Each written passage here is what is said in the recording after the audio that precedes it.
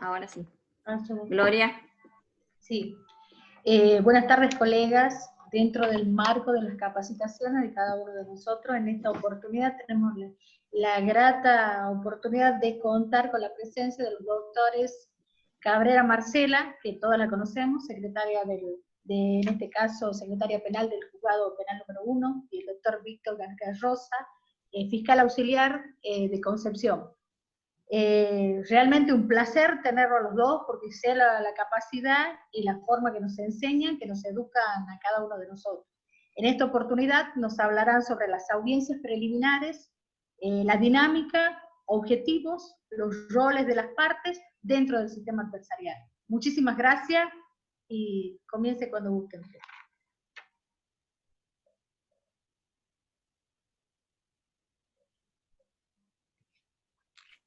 Bueno, Gloria, muchas gracias. Gracias a todos los presentes, gracias a Penalistas Tucumán por convocarnos. Nosotros siempre decimos y repetimos lo mismo en cada encuentro, el placer es nuestro en realidad. Nosotros disfrutamos de esto, nos gusta, intentamos transmitir lo mucho o poquito que sabemos sobre estos temas. Y bueno, y hoy justamente nos toca trabajar y empezar a ver todo esto que significa acerca de las audiencias preliminares, cuáles son las dinámicas, los objetivos, cuáles son los roles que tienen las partes en esas audiencias. Vamos a ver un poco lo que son las audiencias en general, ¿sí? Para entender un poco cómo se va trabajando en el sistema procesal vigente hoy en día a través de los principios generales y cómo se van desarrollando, digamos, la parte general de las audiencias en cuanto a algunos puntos, digamos, que son importantes antes de empezar a trabajar cada una de las audiencias en particular. La idea de todo esto, como nosotros también siempre decimos, es que se puedan llevar una serie de herramientas que les sirvan a la hora de litigar. Esto es lo fundamental. No pretendemos otra cosa. Ustedes son personas que tienen también muchísima experiencia ya en el ejercicio de la profesión, algunos trabajando en la justicia, con lo cual la idea es ir sumando algunos conceptos y algunos tips que nos permitan trabajar de una mejor manera en audiencia y de alguna manera también ir reconociendo nuestras propias capacidades y también en qué podemos contribuir a mejorar lo que ya tenemos. Esa es un poco la idea. Vamos a tratar de hacerlo dentro de lo que nos permite este trabajo en videoconferencia, de hacerlo lo más lúdico posible y lo más práctico posible. Es un gran desafío tanto para Marcela como para mí, y para ustedes también, ya que quienes nos conocen sabemos que hacemos un trabajo bastante, digamos, de ida y vuelta, y un trabajo con mucha participación de quienes nos vienen a escuchar, con lo cual acá vamos a tratar de hacer exactamente lo mismo, quizás va a ser un poco más difícil, pero bueno, vamos a intentar llegar a lograr ese gran objetivo. Así que bienvenidos a todos nuevamente, muchísimas gracias por participar, y nuevamente Gloria, muchas gracias, Analía también por el esfuerzo grande que están haciendo en todo este ciclo de videoconferencias que ya se vienen desarrollando de un tiempo a esta parte. Así que le doy la palabra a Marcela, así también se puede presentar, y bueno, nuevamente bienvenidos. Bueno, buenas tardes, muchas gracias. El agradecimiento a la doctora Gloria, Analía, que siempre nos convocan, a toda la gente que está ahí atrás que no puedo ver, pero sí agradecerles que estén escuchando, y evidentemente esto sigue generando la necesidad de capacitación, eso hay que festejarlo cuando la gente sigue pensando en esta reforma, que por una cuestión circunstancial no está vigente en toda la provincia, pero desde esa mirada venimos a dar las charlas, que hace algún tiempo venimos pensando que esto es lo más importante que le puede pasar a la Administración de Justicia de Tucumán, y eso sí es importante que lo planteemos desde el primer momento. Nosotros damos nuestras capacitaciones desde una mirada adversarial, y hablar desde una mirada adversarial a mi criterio es empezar a pensar ni en código viejo ni en código nuevo, es el código que va a entrar en vigencia en muy poco tiempo, va a ser el único código que va a tener Tucumán en el marco de la Administración de Justicia Penal en los dos centros judiciales. Por lo tanto, la línea de nuestro curso va a ser pensar en los institutos como deben ser vistos en el marco de un sistema de audiencia, no pensando como si fuera el código anterior. Nos parece que hay que empezar a pensar nuevas terminologías, nuevos conceptos, nuevos lenguajes, y desde esa mirada del sistema de audiencias es lo que hay que empezar a trabajar. Estos cursos que venimos dando estos últimos tiempos tienen la particularidad, a mi criterio, de una cosa importante. Durante mucho tiempo, cuando trabajamos en un sistema de reformas, necesitábamos de ver otros lugares que eran nuestro punto de partida para ver cómo funcionaba el sistema acusatorio adversarial o los códigos de las reformas de segunda generación. Y durante mucho tiempo pensábamos que, bueno, Tucumán no era Frías, Tucumán no era Chubut, Tucumán no era Rosario, Tucumán no era Buenos Aires. Hoy tenemos la posibilidad de tener un centro judicial que está trabajando hace casi de un año, con cosas muy favorables. Obviamente que falta un montón para seguir avanzando, pero Concepción sí es Tucumán, y sí me parece que eso es un plus interesante para empezar en esta prórroga que nos queda y en este camino hasta agosto, septiembre, para empezar a trabajar en todos los centros judiciales. Y lo digo esto porque de alguna manera hay que poner a entender de que una reforma comienza cuando la reforma empieza. Ese es el punto de partida, de empezar a pensar cómo se da el proceso de implementación y cómo se van cambiando esas nuevas prácticas, y creo que el camino de Concepción, en la generalidad de los casos, muy satisfactorios, y Víctor puede contar desde el punto de vista que le toca trabajar a él, en lo que a mí me ha tocado participar trabajando con el Colegio de Jueces y la Oficina de Gestión de Audiencia. Me parece que hay muchas cosas para tomar y muchas deficiencias o circunstancias que se fueron solucionando en Concepción que Tucumán puede tomar para que sea mucho más satisfactorio el inicio de este proceso. A nosotros nos toca hablar audiencias preliminares, pero sí entiendo que para poder hablar de la investigación penal preparatoria y el marco del sistema de audiencias hay que centrarnos en cuáles son los principios que acompañan este sistema, y desde esa mirada sí también debemos decir que una reforma procesal penal no es un cambio normativo. Y en esto sí vamos a insistir a lo largo de nuestra charla, porque una reforma procesal, además de un cambio normativo, supone un cambio de organización y supone un cambio de práctica. Y supone un cambio de práctica de todos los sujetos que comienzan a intervenir en el marco de este nuevo escenario que supone a la audiencia como nueva metodología de trabajo. Y esto no es un dato menor. No es un dato menor porque la mala práctica o la práctica del sistema anterior nos puede ganar y la contrarreforma nos puede ganar. Entonces, en esa lucha de prácticas que necesariamente va a darse, porque estamos acostumbrados a administrar la justicia penal de una determinada manera, hacemos lo que sabemos hacer siempre. Entonces, cuando nosotros empecemos a pensar la administración de justicia desde un sistema distinto, necesitamos cambiar las prácticas. Y ustedes se encuentran en un lugar particular porque ustedes son abogados defensores y la mayoría son abogados defensores particulares, o en su caso, más allá de la generalidad de quienes nos están escuchando. Entonces, para ustedes es un gran desafío empezar a pensar que por primera vez van a poder ser escuchados, por primera vez van a poder discutir, van a poder traer la información que nunca se les dejó traer, que no basta el ser notificado de esa prisión preventiva y no poder decir que no hay riesgo de fuga. Y me parece que eso es una mirada importante. Yo creo que la defensa, llámese la pública o la defensa privada, a mí me gusta hablar más del defensor de confianza. Yo creo en un defensor de confianza, esa es la garantía. Y el defensor de confianza primeramente es privado y excepcionalmente es público, y eso hay que empezar a pensarlo, y las prácticas también tienen que hacerlo, porque eso supone un fortalecimiento de la defensa, y también desde esa mirada vamos a dar nuestra charla. Yo no creo que la defensa particular no tenga una intervención en este proceso, al contrario, yo creo que los grandes protagonistas son los defensores, porque por primera vez pueden discutir, y me centro en las medidas cautelares y las medidas de coerción, porque son el principal momento que nunca pudieron ser escuchados, más allá de poder tener su posibilidad de tener una teoría del caso, pero hoy sí vienen con información de calidad, y fundamentalmente los fiscales tienen que dar la razón porque la prisión preventiva es la excepción y no, el principio y no la excepción. Me parece que todo ese juego lleva a que ustedes se tengan que preparar de otra manera a los fines de empezar a transmitir y empezar a traer esa información, porque es un cambio de paradigma para todos, no solamente para los fiscales, sino para los defensores y también para los jueces en el marco de la dirección de las audiencias y sobre todo en la investigación penal preparatoria. A ver.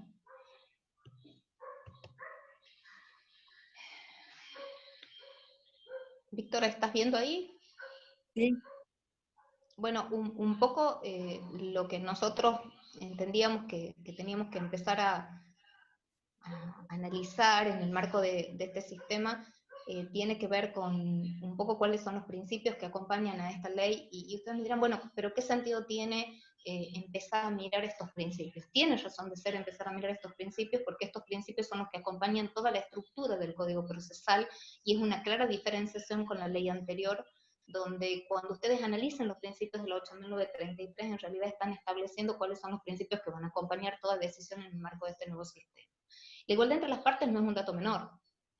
La oralidad y decir que todo se decide en audiencia, que la información de calidad la traen las partes, asegurar la contradicción, asegurar la concentración, esa inmediatez que hoy está tan discutida a partir de las audiencias remotas, a partir de esta pandemia, y determinar si es viable o no la posibilidad de un juicio oral a partir de, y eso quizás lo podemos discutir cuando nos toque analizar algunos de esos principios, y desde ya, y Víctor seguramente acompaña mi posición, estamos abiertos a cualquier opinión, a cualquier que nos paren en cualquier momento, porque en definitiva esto tiene que ver con un diálogo, tiene que ver con una necesidad de empezar a intercambiar ideas para que esto vaya mejorando, y volvemos a la idea que esto tiene que ver con un cambio de práctica.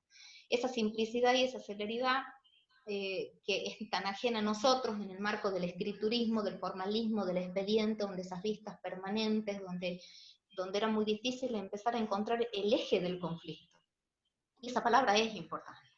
Nosotros cuando empezamos a pensar que el delito deja de ser una infracción y comienza a ser un conflicto, empezamos a pensar otra lógica, las respuestas alternativas son posibles, y esa mirada de solución del conflicto, cuya responsabilidad esencialmente de toma de decisiones le corresponde al Ministerio Público Fiscal. Acá el protagonista esencial de qué se hace con el caso penal es el Ministerio Público Fiscal. Es el Ministerio Público Fiscal quien tiene la obligación legal, por ser el titular de la acción pública, si decide formalizar una investigación, o en su caso, en el momento de la admisión del caso, cuál es la solución que le da. Lógicamente que la defensa tiene una intervención en el marco de un proceso penal, en virtud de la bilateralidad y en virtud del principio de la igualdad de armas, pero específicamente la responsabilidad de acreditar más allá de la duda razonable que una persona tiene responsabilidad penal y debe recibir una sentencia condenatoria es del Ministerio Público Fiscal. Y eso hay que entenderlo, como que las medidas de coerción son una responsabilidad del Ministerio Público Fiscal y se debe hacer cargo por qué la solicita, con qué proporcionalidad la solicita y cuál es la duración de la medida que viene a solicitar. Y eso en definitiva pone de alguna manera las cartas sobre la mesa. Porque durante mucho tiempo se entendió de que era el imputado que debía acreditar por qué no tenía responsabilidad. Esas garantías estaban establecidas no por la 8.933. Eso es una garantía de defensa en juicio que lo acompaña el imputado a lo largo de todo el proceso. Eso no tiene que, eso es artículo 18, eso tiene que ver con instrumentos de derechos humanos. No sé si alguien quiere hablar, lo que el doctor Diegue, no sé. Sí. A ver, soy yo la... Doctora, en la práctica, muchas gracias por darme la palabra, pero quería acotarle sobre lo que estaba hablando. En la práctica se había invertido ese principio de inocencia, y a lo que usted hace referencia, y lo cual ni siquiera nos daban la oportunidad de poder discutir ese principio de inocencia o esa inversión de la carga de la prueba, en que tenías que probar que primero eras inocente y después no que la fiscalía te tenía que probar que vos habías tenido algún tipo de participación. Después cambiaron ese principio de inversión de la carga por el famoso principio de la certeza negativa, que no existía o que no existía un principio o alguno de los fundamentos previstos en el digesto procesal para el dictado del sobreseimiento, sino que no importaba si se adecuaba o no la investigación, sino que había un mero principio de culpabilidad y no la culpabilidad probada para que se te pueda dictar el sobreseimiento. Invirtieron todo ese principio de inocencia en la cabeza del imputado y no como una obligación o como un principio que debía probar el Ministerio Público. Eso quería acotarles sobre relación a lo que estaba hablando, doctora. Gracias, doctor. Bueno, en realidad este sistema nos permite... Doctora, disculpa, me dicen que hay personas esperando a ser aceptados. A ver, déjame, pues yo no estoy viendo eso, por eso no los estoy viendo para aceptarlo. Donde dice abajo participantes, ahí tenés que tocar.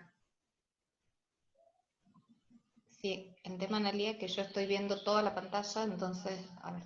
Ya voy, ahí voy. Tengo 8 personas, ¿puede ser? Sí.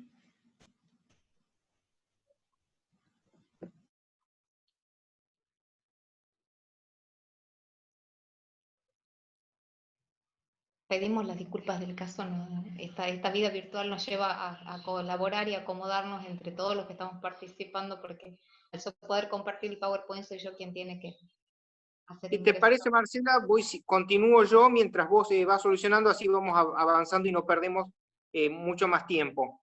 Esto que les decía justamente Marcela, que se dan en los principios de la 8933, obviamente, y lo que son los principios generales, se encuentran totalmente, digamos, prácticamente dentro de lo que son los desarrollos de las audiencias, ¿sí? Estos principios no es que son unos principios meramente formales o declarativos, sino todo lo contrario. Todo lo que estamos hablando, el principio de igualdad entre las partes, que ustedes seguramente estarán viendo en las filminas, igualdad de las partes, bilateralidad, publicidad, oralidad, concentración, simplicidad, flexibilidad, separación de funciones, son principios que obviamente están presentes en las audiencias.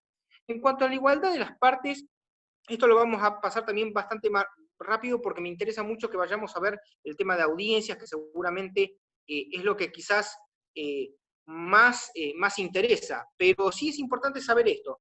Esto verdaderamente, y creo que lo decía también un poco el doctor Diegues a lo que apuntaba, esto te da la posibilidad básicamente de trabajar en un pie de igualdad con la Fiscalía.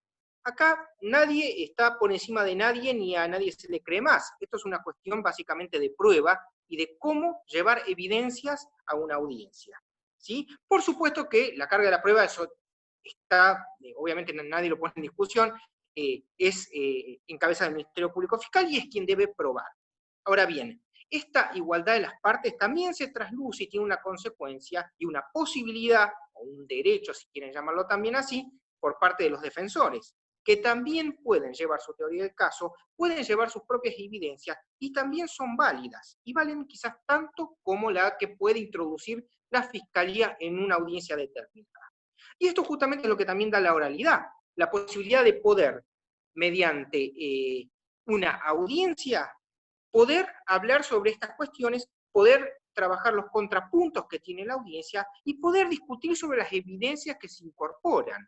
Esto es importante y sin duda alguna, obviamente, favorece la contradicción, ¿sí? Ya lo vamos a ir viendo también en algunos ejemplos prácticos que vamos a ir dando a lo largo de este encuentro.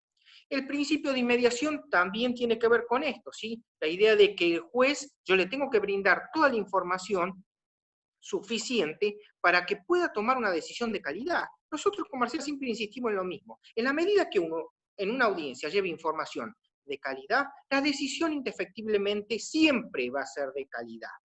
Y va a ser de calidad porque me va también a ayudar a mí como parte a ganar mi audiencia o ganar el objetivo de la audiencia o ganar el juicio, ¿sí? Entonces, esto también es bastante importante. En la medida que yo llevo información que sirva, información que sea pertinente, probablemente logre el resultado que estoy yendo a buscar esa audiencia.